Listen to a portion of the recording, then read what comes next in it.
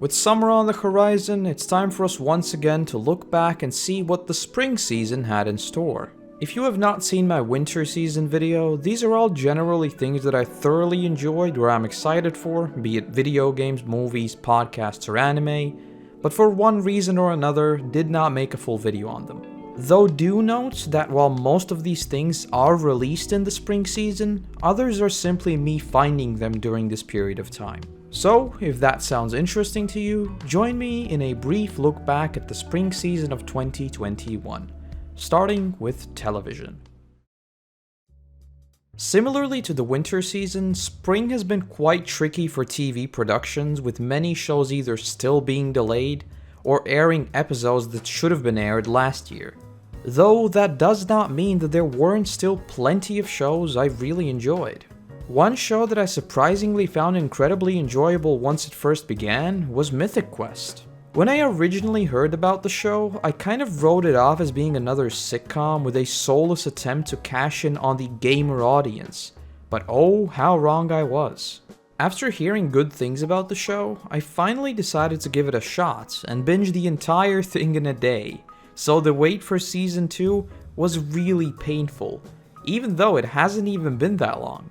The thing I love about Mythic Quest is the surprising balance between comedy and quite serious story themes. For example, for those of you who have seen the show, you'll know what I'm talking about, but there's this completely standalone episode that tells the story of how the studio was first established.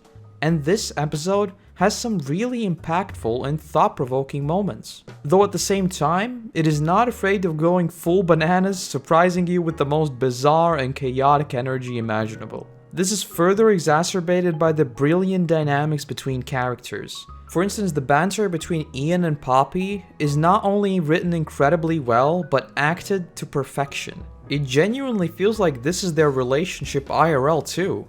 Whether it's them disagreeing and being on the brink of killing each other, or finally agreeing on something, it's just fun to see.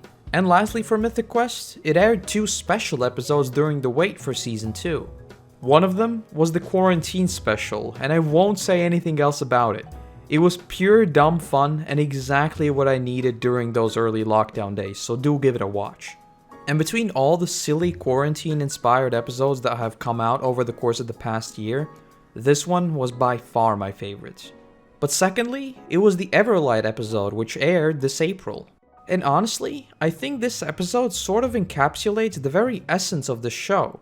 It has both chaotic comedy as well as brief moments of seriousness, all mixed with the previously mentioned dynamics between the characters.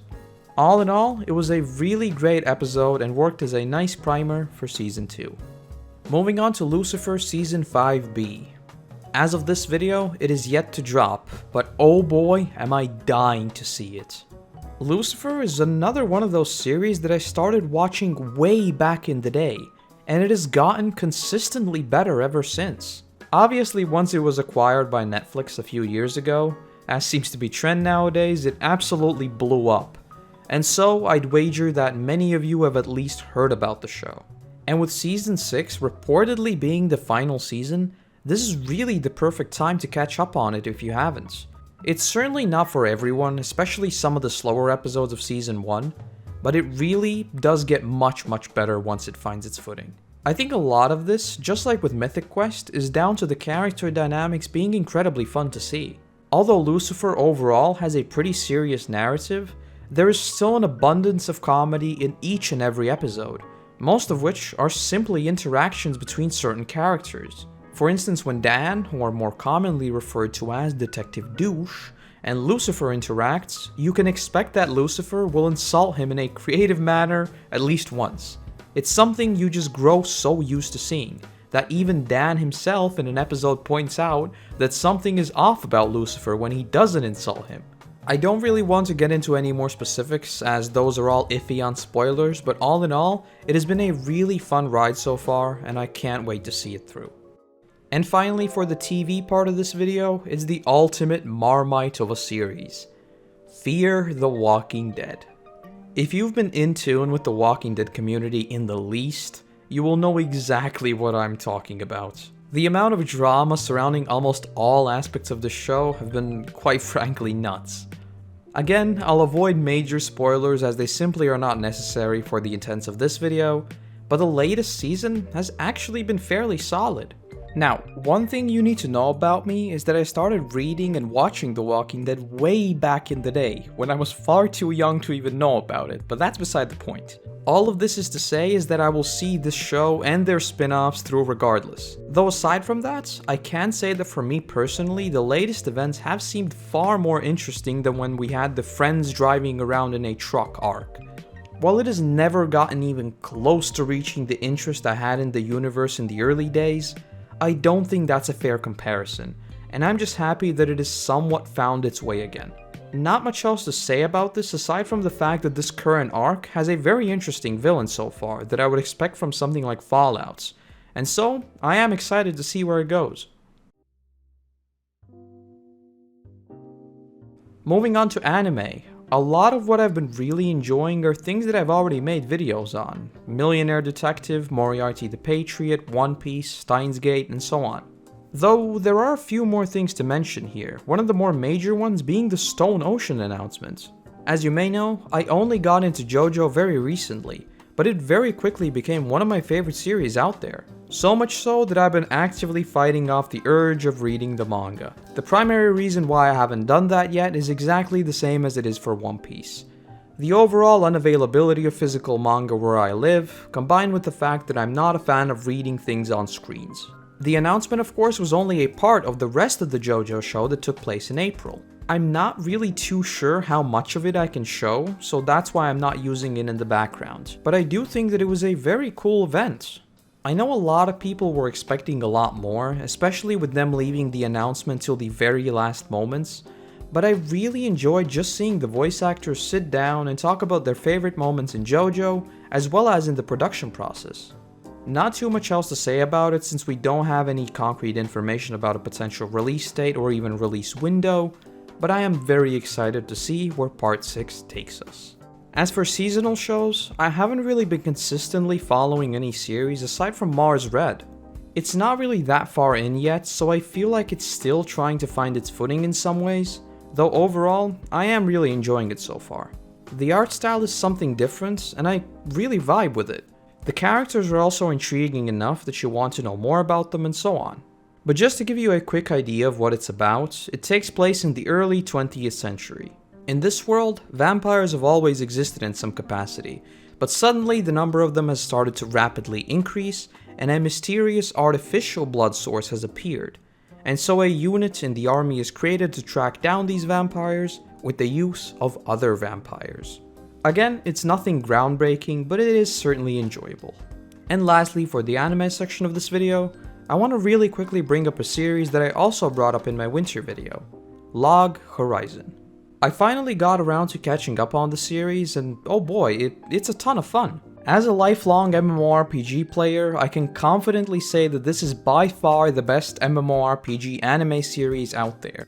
I mean, there's a whole arc about them cheesing an overpowered mob by kiting it infinitely. I think that speaks to how accurate in certain aspects it really is. There are of course plenty of anime gimmicks that stray away from that accuracy, but overall, if you enjoy MMOs, it's really worth giving the series a shot. Also, both the mystery and the politics part of the show have been consistently enjoyable, with the characters still figuring out how they ended up in the game, as well as trying to establish their new lives here. As for video games, there was a certain title that absorbed my life for a very, very long time. Valheim. There is so much I could say about this game that it's crazy, but I won't bore you to death with my old man ramblings about how great games were back in my day. But I do feel like I have to talk a little bit about how I approach entertainment nowadays so that you understand where I'm coming from and just how much this game spoke to me. At this point in my life, time is by far the most valuable thing I need to manage. Juggling university, YouTube, my own interests, everyday responsibilities and so on has taken a massive toll on my willingness to give games a shot at all. For better or worse, when I see a game nowadays, I immediately weigh it against everything that I know for a fact that I already enjoy. Because if I don't, the opportunity cost for not going for the old reliable is very high. I know this is a very bad mindset to have, especially with entertainment, but that is sadly how I think nowadays. In most cases, it's simply not worth my time giving games a shot anymore. But then came Valheim. I remember seeing it on Steam Greenlight before it released, and I thought it looked like something right up my alley. But again, that, not worth it, thought came to mind. Some time passed and suddenly it absolutely blew up and everyone was talking about it. And so I decided to give it a shot after all. And for the first time in a very long time, that magical curiosity returned. That indescribable experience of first discovering a new world in a game like World of Warcraft or Minecraft for that matter was there. I genuinely do not know how to put into words just how much I enjoyed those hours. I didn't care that gathering all this wood took an insane amount of time. I didn't care that I had to haul all the iron back home. I just enjoyed it. I think the best way I've heard this described is actually by Asmongold when speaking about World of Warcraft. A game shouldn't make you feel like you're wasting your time. It should make you want to waste your time. Now, that may sound weird, but think about it. Yeah, in the grand scheme of things, me sailing across in Valheim is a waste of time. Instead of working on a paper though, I chose to keep playing. And that is something that I rarely, if ever, do. I wanted to keep playing. I wanted to keep wasting my time. Again, I could go on and on about this for hours, but the fact that this simplistic game is the highlight of my recent gaming really speaks for itself. Unlike the soulless monetization practices and everything else surrounding the industry nowadays, it was just a damn good game, and just once again reminded me that ultimately, it's most likely the indies that will push the industry forward. Alright, enough about that, and now we're moving on to a AAA title, Resident Evil Village. And oh boy, if you're watching this video soon after it came out, I am most likely still no-lifing it.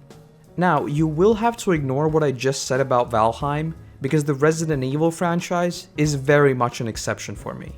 As someone whose favorite installments were 4 and 7 in that order, this game is everything I could have wanted. Personally, and I think this is a feeling I share with many people, I think that the series kind of lost its way in both 5 and 6. But with the complete 180 of RE7 combined with the brilliant remake of RE2 and even to a lesser extent RE3, my hype levels for Village were really off the charts. At the time of writing, I'm not too far into the game yet, so I don't have too much else to say about my experience so far, but if it keeps going like this, I'll be more than pleased. All in all, this is just a fantastic installment of RE, and the return to horror combined with the action of 4 is just chef's kiss. And lastly, for the gaming section, it's a fairly tricky title to discuss, as once again I could go on about it for hours. Ashes of Creation. If you have not heard of this game, there's not really a simple way of explaining exactly what it aims to do, but in short, it is attempting to be the next generation MMORPG. Now, if you've been around the MMO sphere for any period of time, you'll know that these are the words of every single WoW killer that has ever released, which is exactly why I say this is a fairly dubious case. But, you see, this is the first time in a long time that there has been a studio with the resources, the experience, as well as the intention to develop an actually pure game with no BS pay to win and so on. Without getting into the details, there is no large corporation breathing down their necks or publishers pushing their own agenda and so on.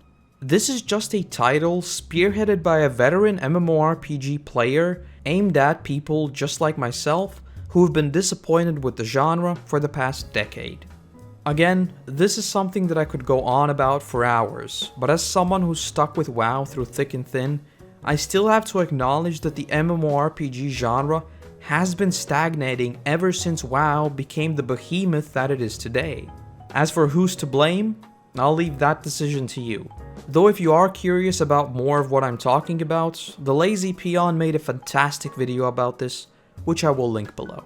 But why did I even bring it up if it is still very much an uncertainty? Well, because the NDA drops very soon, and we will finally get a decent look under the hood. Yep, it's time for yet another editing Korotos intermission. The NDA drop got pushed back to July, but testing is still ongoing and they're using player feedback who have already joined the tests under NDA and are just trying to get the game in a better state to present to a much wider audience. In my opinion, it's a good decision, but yeah, we'll just have to wait a little more. Alright, back to the video. Of course, it is still an alpha, but again, if you have been around for a while, you'll know that there is a ton you can draw from that alone. So here's to hoping that it can indeed be the hope that the genre needs. Or I'll be very, very sad, then wait like 3 more years for the Riot MMO to come out and do the same thing again. You know, the regular life cycle of an MMORPG player.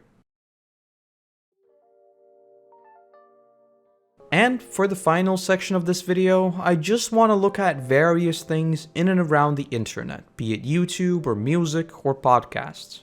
We'll start off with another returnee from the winter video, as Chris is going on yet another journey across Japan, the Lost Islands. Just like I mentioned with the previous video, the Abroad in Japan channel has been among my favorites for a very, very long time. Yet I am still surprised how the quality of Chris's productions just keeps increasing. Though, on the other hand, whether it's him indulging in an ungodly amount of fried chicken in a noble quest to find out which is the best, or a full-fledged produced series with drone shots, multiple camera angles, exclusive interviews, and so on, each and every upload is something to look forward to. And the third installment of Journey Across Japan is of course no exception, with Joey and Natsuki both making a return as Chris goes on an adventure exploring exotic islands, flying over volcanoes, all the while completing goofy challenges sent in by the viewers. In short, if you are interested in nearly any aspect of Japan, this is the series, and more importantly the channel, for you. In a similar sense, my next highlight was the Trash Taste Cycling Special. As I'll talk about a little later as well, I'm that guy who listens to about 500 podcasts and is constantly telling you the ones to check out, and Trash Taste has quickly become a highlight of my weekend. But now you may be a little confused because I just mentioned that this was a cycling special. So why am I talking about a podcast? Well, that's just it. This is not your typical podcast, as once every few weeks or so, we get a special where the guys either undergo some sort of challenge or just do something bizarre for the hell of it. In this special, the trio is cycling the Shiminami Kaido routes in a competition to see who does it first. Without spoiling it for you, there are plenty of challenges, goofs, and dramatic twists along the way. Everything you'd expect from a friendly and very honorable competition. So, if you've got an hour or so to spare, this is one that I would absolutely recommend giving a watch. The production quality is top notch, and I was laughing my head off for the whole thing. And, as I alluded to before, podcasts. I've recently added another one to my repertoire, that being the Moth. This one has been going on for quite some time, but I only recently came across it. There's no real way of giving the theme of it, as there really is none. It's just people telling stories. There's different prompts from life experiences to funny stories and everything in between. And I know that this sort of thing obviously isn't for everyone, but personally, the experience of having someone just tell you an authentic story from their lives is just insightful. I really don't know any other way of putting it. This may sound bizarre coming from someone who is the definition of an introvert, but I've always thought that those conversations over a cup of coffee are one of the most valuable experiences a person can have. Just to hear what other people think of a certain topic with no other intention besides just getting another point of view on the issue. And this is something that I've also been trying to achieve with many of my uploads. Very rarely are they strictly fact-based things. Most often, they're just my thoughts on a particular topic or series or whatever, and me just wanting to hear what other people think. I mean, this whole video is just me listing a few things that I found enjoyable in some sense and seeing what other people thought of them, right? Moving on, we have another podcast, that being Pitch Please Podcast. This is one that went on break at the end of last year and has only recently started back up, but ever since the very first episodes I added it onto my regulars. The idea here is that people who play games give their wacky ideas of the perfect game to actual developers. If you know of the Yogscast, you've probably heard of this show, as a lot of people involved are also a part of the Yogs. There are plenty of inside jokes here that develop throughout the series. For example, one of the hosts always somehow manages to turn every idea into a deck builder and so on, so I would recommend you to start from the first episode. Obviously, this is very much a comedy show and nothing to be taken super seriously, so if that does sound like good fun to you, I would really recommend giving it a listen. And lastly, and very shortly for this video, after my recommendations got blessed by the YouTube algorithm, I came across many more fantastic Japanese indie rock artists. There's not really much I can talk about here as I can't really play the songs for you, so I'll just leave a bunch of my recommendations for you in the description. These artists really deserve a lot more attention in my opinion. And, in short, that has been my spring of 2021. I've more than likely forgotten to mention something and will once again be kicking myself for it, but there it is. As usual, I want to know whether you share some of these things with me, or what have you found particularly interesting this season, whatever it may be. Let me know in the comments below. Also below are all the social media links if you want the scoop on what I am up to. But other than that, I want to say thank you very much for watching. I hope you have a great day, and hopefully, I'll see you in the next one. Bye bye.